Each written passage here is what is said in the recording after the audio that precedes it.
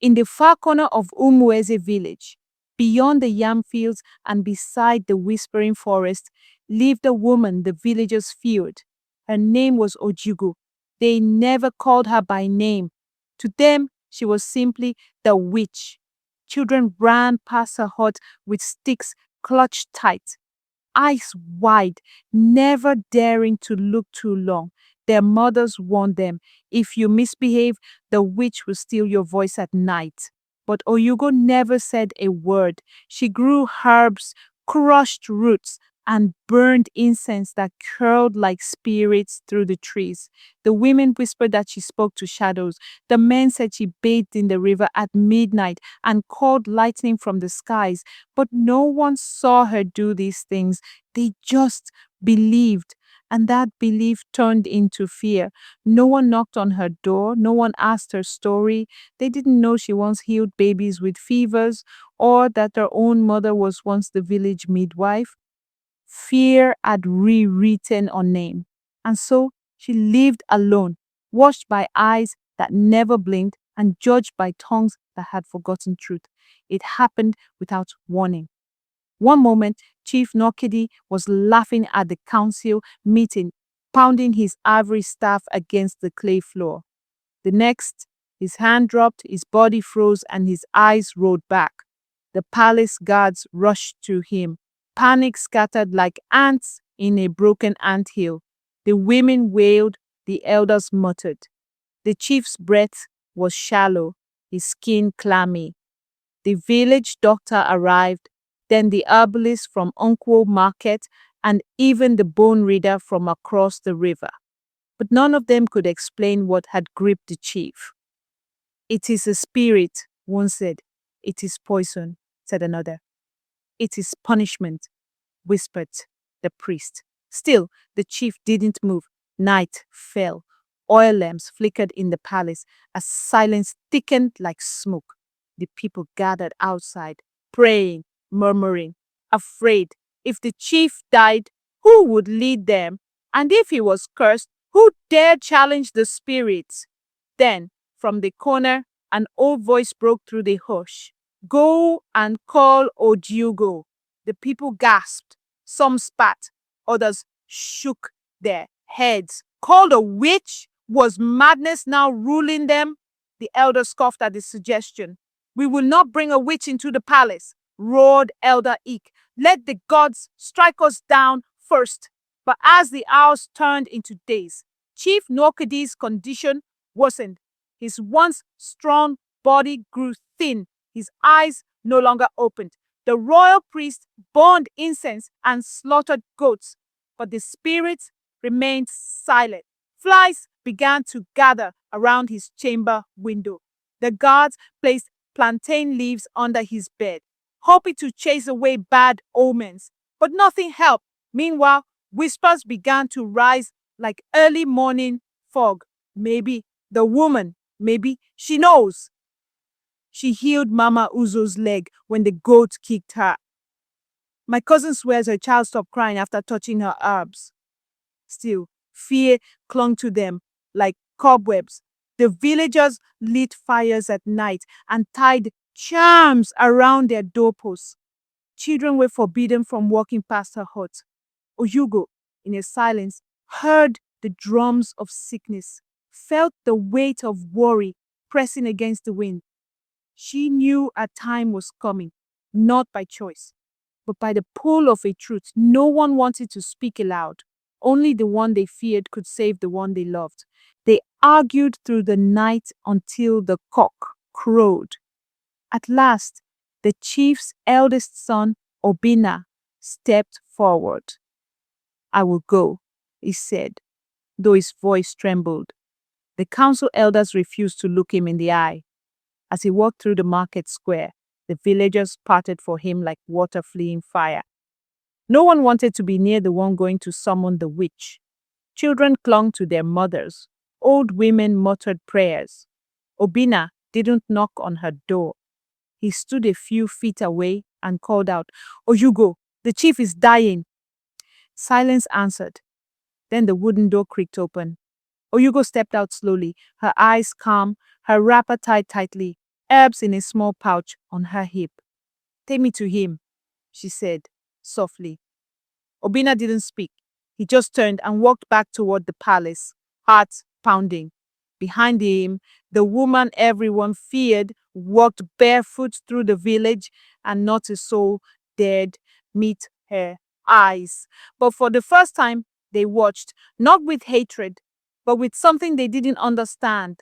Was it hope or fear of the truth they had long buried?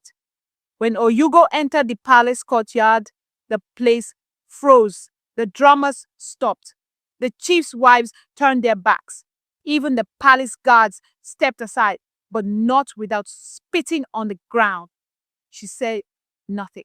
She walked past them all like one who knew she belonged, even though they had tried to erase her. Inside the chief's chamber, the air smelled of old herbs and helplessness. Ojiugo knelt by the mat where Chief Nwokedi lay. His chest barely moved.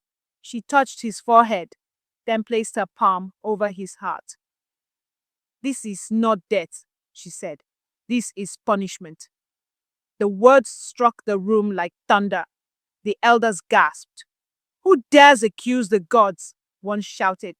But Ojiugo didn't respond. She brought out 3 cowries, a string of red thread, and a small black stone. "Leave me," she said. And though they hesitated, one by one, they left. As the door closed, the wives wept in the hallway, not knowing whether they had just witnessed salvation or the end of everything they believed. Inside the silent room, Ojiugo began her work. She lit a small bundle of dried leaves and whispered words no one outside could hear. The flame flickered blue. She dipped her fingers in a bowl of river water and marked the chief's forehead. "Spirits of the breath, come forth. Ancestors of the land, do not turn your back." She placed the black stone on his chest, where his heartbeat was weakest. Then she began to chant, low, rhythmic, like the sound of distant thunder rolling over hills. Outside, the wind shifted. The palace flag stirred. The fire in the courtyard hissed as if something unseen had passed through. The villagers, crowded near the gates, felt it, a strange energy. Some called it evil, others called it power. Inside, the chief stirred slightly, his lips parting. Ojiugo's hands glowed faintly with the oil she had rubbed from a secret gourd. Her voice grew stronger. "Come back, Nwokedi. Your feet have not finished their journey." And with one breath, the chief coughed, a long, rattling sound that sent the guards rushing to the door. But they didn't enter, because they knew something ancient was unfolding beyond their understanding. By dawn, the palace drums beat once, soft, uncertain, like a question. Then again, louder, steadier, like an answer. People rushed to the courtyard, eyes wide. The chief had spoken. After 5 days of silence, his voice had returned. "Water," he whispered. His wives fell to their knees. The guards shouted for joy. The news spread like fire through dry grass. Ojiugo healed the chief, but with joy came fear. The elders met in secret. "What will the people think now?" one asked. "If she holds this power, what else can she do?" whispered another. They didn't celebrate. Instead, they worried. Because if Ojiugo could bring a man back from the edge of death, then maybe the things they'd once feared about her were true. Maybe she wasn't just a healer. Maybe she was more. And they didn't know how to live with that truth. Outside, the people chanted her name, the name they had once cursed. But inside the palace, the walls were restless. Gratitude and fear rarely sleep in the same room. Ojiugo did not stay for praise. She gathered her herbs, wiped her hands, and walked away without a word. The chief had begged her to sit, to stay for a feast. She had only looked at him and said, "Eat first, walk again, then we'll talk." The market women now looked at her with awe. The same ones who once crossed the road to avoid her now placed tubers of yam at her doorstep. Children peeked through her window and giggled. But Ojiugo did not smile. She knew this praise was borrowed. It was thin like early morning mist. The same mouths that worshipped could curse again. In the forest, the spirits never celebrated too early. They waited. So did she. Meanwhile, the elders plotted quietly. We must control her, they whispered. If she gains the people's heart, she may demand more. They didn't understand Ojiugo didn't want power. She only wanted peace. But in a world where fear speaks louder than truth, even peace becomes a threat. As Chief Nwokedi regained his strength, memories began to return. Images that came like dreams but felt like warnings. He remembered walking through a dark forest, following a woman dressed in white. She said nothing but led him toward a river with no end. Each time he tried to speak, she only raised her hand, and the wind answered. You were being judged, the palace priest told him. Between life and death, the spirits held you. But the chief shook his head. Number, I wasn't judged. I was being shown. Shown what? No one dared ask. But deep in his chest, the chief felt something shift. His eyes no longer burned with pride, but glistened with questions. What do we truly know about Ojiugo? He asked. And what did we destroy in the name of fear? The elders avoided his gaze. Truth, once buried, was rising, and the one they once called a witch had become the mirror they couldn't look away from. The village prepared a great festival. Drummers rehearsed, masquerades danced in the square, women pounded yam with extra spice. To thank the gods, they said, for saving our chief. But everyone knew who truly saved him. Still, Ojiugo's name was not spoken in the festival plans. The elders insisted, this is tradition. A witch cannot be honored. The chief, still weak, watched from his chamber. He saw the decorations, heard the songs, but his heart was heavy. Invite her, he said. The messengers hesitated. It may offend the gods. But the chief replied, then maybe the gods need correcting. Still, no one went to her. On the night of the festival, the fires burned high and praises filled the air, but one heart remained dark, one woman forgotten. In the crowd, some eyes glanced toward her forest edge, then quickly looked away. Gratitude had been swallowed again by pride. In the quiet of her heart, Ojiugo heard the drums but didn't listen. She crushed leaves, mixed roots, tied charms. She wasn't angry, but she wasn't surprised. She had seen this before. The village only loved when it needed. The rest of the time, it feared. And now fear had returned, masked as celebration. In the palace, the chief's wives murmured. She should be honored. But the elders were louder. She will rise too high, they warned. Today she heals the chief. Tomorrow she commands the throne. So they did what frightened men do best. They twisted her gift into a threat. Rumors began to spread. She brought the sickness to make herself needed. She placed the curse, then broke it. She walks at night with owls. And just like that, the village began to slip back into the old darkness, the kind that blames light for shining too brightly. The next morning, a chicken was found dead on Ojiugo's doorstep. Its neck twisted, feathers soaked in palm oil, a sign, a warning. She picked it up calmly, tossed it into the bush, and swept her doorstep. She had lived with worse. That night, someone threw stones at her roof. Children screamed as shadows ran into the forest. The next day, she went to the stream, and the women drawing water scattered like frightened birds. Ojiugo didn't shout, didn't cry. She simply hummed a song no one knew, a melody older than fear itself. In the palace, Chief Nwokedi sat in silence. He had heard the rumors, seen the turn. He called for Obina, his son. Find out who killed that chicken and remind them who healed their king. But outside, the village pulse had changed again, and the woman who once saved them was becoming a target once more. Days passed, and Chief Nwokedi finally rose to his feet. The village rejoiced. Bells rang, children danced, but the chief's first walk wasn't to the shrine or the council hut. It was toward the forest, toward her.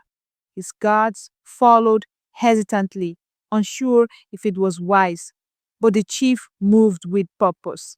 When he reached her compound, she was outside grinding herbs as if she had been expecting him. "You saved my life," he said. She nodded but said nothing. "And they thanked the gods, but forget your name." Ojiugo paused. "My name was never lost, only silenced." The chief's eyes lowered. "I want to speak your name before the council." Her face didn't change. "Will they listen or burn me again with their stares?" He sighed. "Then let it be fire. But this time, I will not watch in silence." And in that moment, Ojiugo saw something she hadn't seen in years, truth without fear. When the chief who stood before the council and said Ojugo's name with honor, the room tensed. Elder Eke rose with fury. "You bring a witch into our midst." But the chief didn't flinch. "She is not a witch. She is a healer, a daughter of this land." Elder Ngozi, long silent, finally spoke. "Even if she saved your life, does it change who she is?" The chief replied, "It doesn't change her. It reveals who we are." That sentence fell like a stone into water. The ripples reached every face. Some elders folded their arms, refusing. Others looked away, ashamed. Outside, word spread fast. That night, debates filled kitchens and courtyards. The village was breaking in two, those clinging to fear and those slowly embracing truth. And in the cracks of that division, something new was growing, a reckoning. That evening, as Ojugo prepared to light her healing fire, an old woman arrived at her door, bent with age, eyes watery but wise. She sat without asking. "Do you remember me?" she asked. Ojugo studied her face, then nodded slowly. "You were the midwife when my mother died." The old woman smiled. "Yes, and your mother was the finest healer I ever knew. But when she passed, they feared what they couldn't understand." Her voice quivered. "I should have spoken then, but I was afraid." Ojugo placed a hand on her wrinkled fingers. "Fear is the first thing they teach us." The old woman leaned closer. "Then let your fire burn it away. Let them see what they buried and what still breathes." That night, for the first time in years, the fire outside Ojugo's hut burned brighter than the festival flames, and even those who feared her couldn't look away. The next morning, the chief summoned the village, not the council, the people. Every man, woman, and child gathered in the square. The air was tense, palms sweaty, eyes shifting. Chief Nwokedi stood in the center and raised his staff. "We cannot live in fear of what heals us," he declared. "This woman you called a witch, she is the reason I stand before you now." Murmurs spread. Some bowed their heads, others hissed under their breath. Then, as if rehearsed, Elder Ike stepped forward. "What if she cursed you to heal you? What if this was all a trick?" The crowd gasped. The chief frowned. "What if your fear is the real curse?" A pause. Then from the crowd, a woman raised her voice. "She cured my son when he had fits." Another added, "She helped my mother walk again." Slowly, voices rose in defense. The tide was turning, but so was resistance. Elder Ig barked, "Then let her face the ancestors. Let the gods decide." The crowd roared, some in agreement, some in protest. And just like that, The square became a fire pit of clashing truths.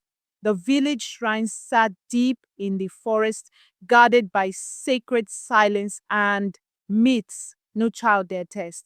That evening, Ojiugo was brought to its gates. The council had agreed. If she entered and returned alive, she would be declared pure. If not, she would prove herself the witch they always feared. Ojiugo stood before the shrine, calm as ever. I have nothing to hide, she said.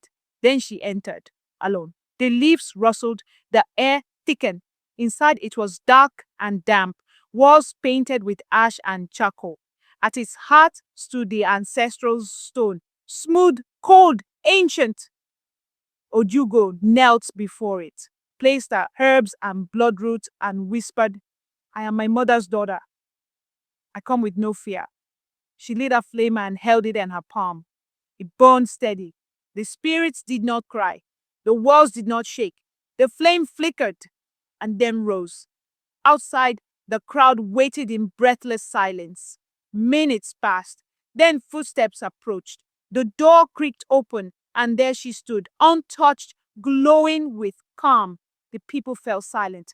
A silence louder than drums. Elder Ik fell to his knees, not out of worship, but defeat. For years, he had led the whispers, shaped the lies. Now, his words had no weight. The spirits have spoken, said Elder Ngozi, and they chose not to strike her. The chief stepped forward and placed his staff before Ojiugo.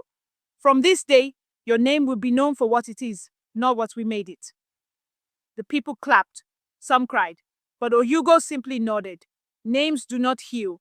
Actions do. She turned and walked away, not into exile, but into remembrance. That night, songs were sung. But this time, her name was not a curse, it was a blessing. In every corner of Umueze, the tale was told how a woman once feared, once hated, walked into the shrine and came out a symbol. And in the soft glow of moonlight, the village learned a powerful truth. Sometimes the one we fear the most is the one sent to save us. The morning after the shrine trial, Umueze woke differently. There was no fear in the wind, no children running from shadows. For the first time, Ojiugo's compound saw visitors, quiet ones, humble ones. A mother came with a feverish child. A man limped in with a swollen ankle. Ojiugo said nothing, just worked. She didn't ask for thanks. She didn't demand respect. She simply did what she always had, healed. But this time, the silence wasn't heavy. It was reverent. At the market, her name was spoken like honey, the same mouth that once spat, now blessed. And yet, Ojiugo remained grounded, her heart unchanged, her fire still quiet. This peace is not a gift, she whispered to herself. It is a lesson they must continue to learn, because she knew fame can fade and fear can return with new faces. So she taught quietly, passed knowledge to those willing to learn, planted roots that would outlive rumors. That night, Chief Nwokedi had a dream. He stood at the river's edge again, the same river he saw while dying. This time, Ojiugo stood beside him, holding a bowl. What do you see? She asked. The river swirled with faces, his people, his land, his past mistakes. I see where we went wrong, he replied. She poured the bowl into the water. It cleared. Then lead them right. He awoke with tears in his eyes. The dream lingered. The next day, he called his scribes and declared a village law. Healing was sacred, and no child of the land should be condemned without truth. He ordered a new hut built near the palace, a place of healing bearing Ojiugo's family name. Some protested, but the chief silenced them. We've lived too long in shadows. The law passed, and for the first time in Umueze history, tradition bowed to truth. Ojiugo didn't ask for a monument. She asked for students, and soon they came, young girls, orphans, even sons of proud warriors. They came with empty hands and curious hearts. She called it the School of Fire and Roots. Fire for courage, roots for knowledge. She taught them how to listen to leaves, how to speak to the wind, how to heal not just bodies, but hearts. She told stories, not of spirits that cursed, but of spirits that taught. The same elders who once feared her now watched their grandchildren return home with healing hands. The cycle was breaking slowly, steadily, and Ojiugo, once cast out, became the seed of a new generation. But deep within, she remained the same, a woman of a few words, walking softly, carrying centuries of wisdom in her silence. She wasn't trying to be a queen or a prophet, just a healer. And sometimes that was more powerful than all the crowns in the world. Years passed and seasons turned like pages in the sky. Chief Nwokedi grew old, his strength now in stories rather than in stride. One Harmattan morning, he fell ill again, quietly, without warning. But this time, the village didn't panic. They didn't summon river priests or bone readers. They sent for Ojiugo, not with fear, but with respect. She came, older now, but steady. She knelt beside the chief as she had done years before. No one questioned her presence. No one doubted her power. She placed herbs under his tongue, oils on his chest, and whispered words only the old gods understood. When the chief opened his eyes, he smiled weakly. You again. Ojiugo nodded. Me again. He took her hand and said, You gave me life once. Today, you give me peace. And with that, he slept, not in fear, but in fullness. And this time, when the drum of morning sounded, it was not a cry of regret, but a song of gratitude. On the seventh day after the chief's passing, the entire village gathered at the square, not for mourning, but for honor. For the first time, they carved a name into the storytelling wall that had once only remembered warriors and chiefs. The name was Ojiugo. Beneath it, the one who healed with truth. Children read it aloud. Women sang her name. Men bowed their heads. Elder Ek, now frail and silent, watched from the crowd, his eyes wet with something between sorrow and redemption.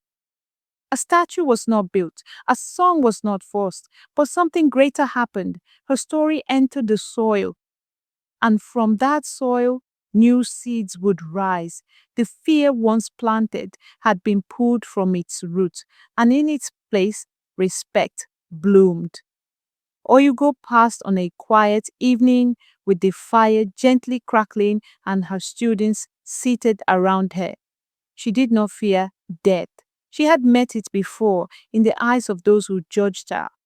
Now she smiled at it, like an old friend. They say her spirit didn't rise. It simply returned to the wind where it had always been. Today, when the wind whistles through the trees of Umueze, the elders say, That's Ojiugo teaching the leaves. Her school still stands. Her students still walk barefoot through forests, gathering roots and giving hope. And when a child asks, Who was Ojiugo? The answer is always the same. She was the woman we feared, who healed us anyway. And that is how she became more than a healer. She became a memory that refused to die, and the truth that no lie could bury.